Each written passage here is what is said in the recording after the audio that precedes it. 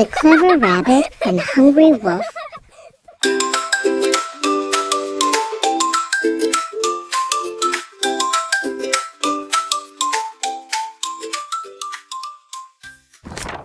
Deep in the Whispering Woods lived a tiny, quick rabbit named Pipkin. Pipkin loved crunchy carrots and sunny naps. He was smart, quick, and always ready for an adventure. But in the same woods lived a very big, very hungry wolf named Gideon. Gideon was always grumpy because his stomach rumbled like distant thunder. He loved naps, but he loved lunch much more. When Gideon spotted Pipkin near a patch of bright green clover, he smiled a wide, pointy-toothed smile. "Aha!" he whispered and began to tiptoe, silent as shadow. Crunch, crunch, crunch went Pipkin's carrot. Just as Gideon was ready to pounce, Pipkin looked up. "Oh, hello, Mr. Gideon," Pipkin called out, sounding very calm.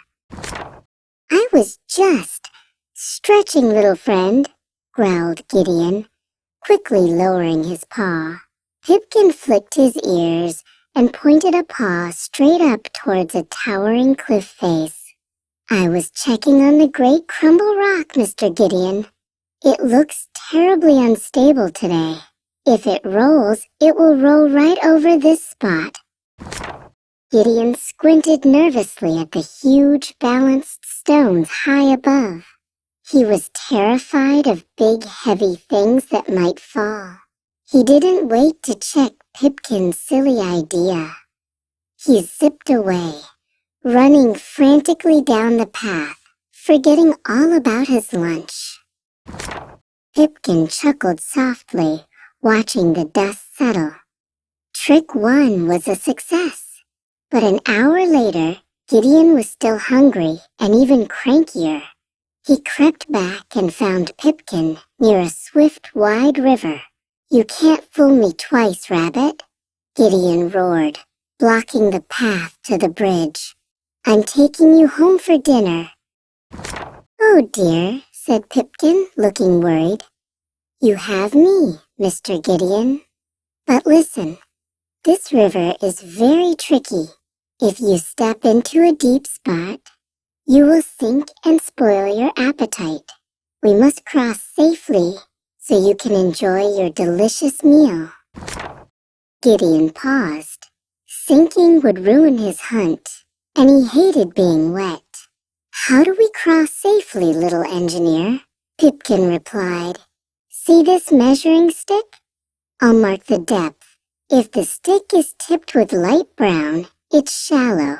If it's dark red, that spot is the deepest and swiftest, so we must avoid it." Pipkin quickly rubbed a bright red berry onto the bottom of the stick, just out of Gideon's view. "Look! Red!" he cried, pointing the stick right into the very deepest, swirling part of the river. Gideon, trusting the red danger warning meant that spot was safe, took a mighty leap right onto the deepest spot. Splash! The cold, swift river swallowed Gideon whole. He struggled and sputtered until he finally dragged himself onto the far bank, dripping and defeated. Gideon gave up. He decided squirrels were much, much easier. Pipkin watched him slink away into the forest, knowing that brains always win over brute strength. Hey friends! Wait